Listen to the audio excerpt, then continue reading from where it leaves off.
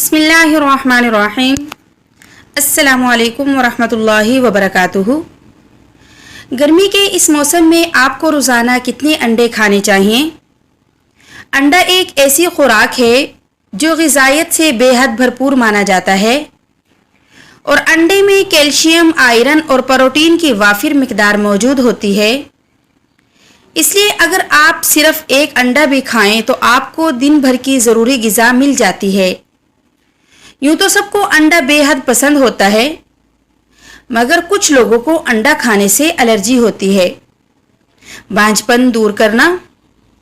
انڈے میں vitamins be موجود ہوتا ہے اور یہ جسم میں ایسے ہارمون کو پیدا کرتا ہے جو بانجھ پن سے بچاؤ کے لیے ضروری ہے۔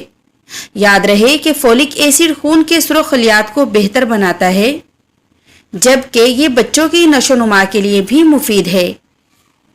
جلد اور بالوں کے لیے مفید۔